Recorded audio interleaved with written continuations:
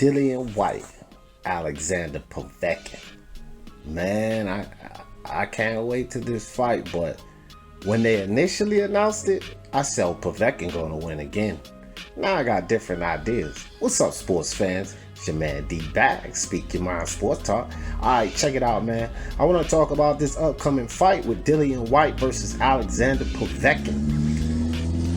Well, neighbors just decided to take off with that loud ass car. But anyway, so check it out, man. Dillian Whyte, Alexander Povetkin. Initially, I said, with Whyte being laid out on the canvas, held by the referee like a baby being put to sleep, I said, this dude surely has a concussion.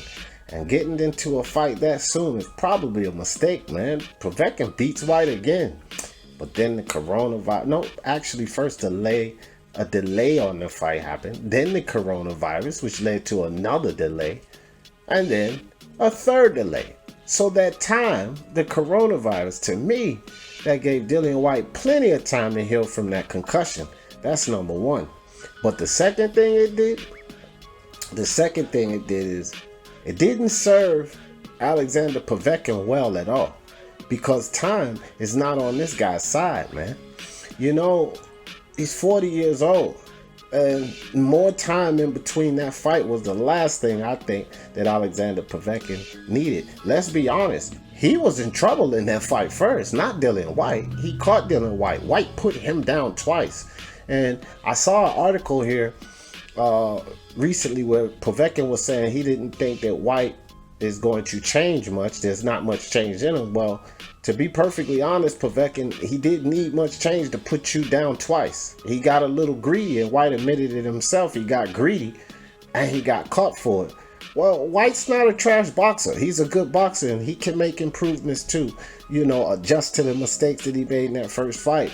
And I'm just, I just think that the time off, the corona situation for Povetkin, I think Whyte puts him away this time. And as a matter of fact, I'm pretty confident. I picked Whyte last time and I was wrong, so I could be wrong again, guys. I didn't underestimate Povetkin because I was one of the few that said Povetkin could win that fight for sure, and he did. So it wasn't an underestimation. I just felt like Whyte would get it done, but I think he'll get it done this time. Hell, it's still a close fight. That fight wasn't one-sided, and Povetkin beat the hell out of him. Povetkin was in trouble, so it was a close fight in the first one. Think that it's going to be a close fight again, and I believe that Whyte will prevail in this fight. Dillian Whyte just has to, what they should be working on in this camp is defense, because one problem that I've had with Dillian Whyte throughout his entire career, which is why I believe Wilder would beat him, because he's defensively irresponsible. Well, and this is why Povetkin could definitely win again. I'm going to go for the younger guy, though. I'm going to go for Dillian Whyte. Youth is definitely on his side. Time has definitely been on his side, and that has a lot to do with why I'm picking him. Again, this fight was extremely close the first time around, but you put a year in between that fight, man. That doesn't look good for 40-year-old Alexander Povetkin. And that's my biggest concern with Povetkin going into this fight. Age catching with him. I just did a video on Art to Better Be. Could age be catching up with him?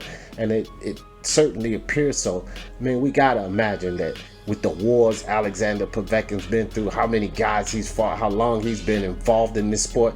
Age is definitely have to be catching up to him at this point in time. And I think that plays all in the favor of Dillian Whyte. The longer this fight took to materialize and happen again, the better it was for Dillian Whyte. And I'm pretty much stuck there. So I say Dillian Whyte will stop Alexander Povetkin somewhere between 7 and 9. And y'all know how I always in this thing. For the love of sports, let's talk about it. Peace.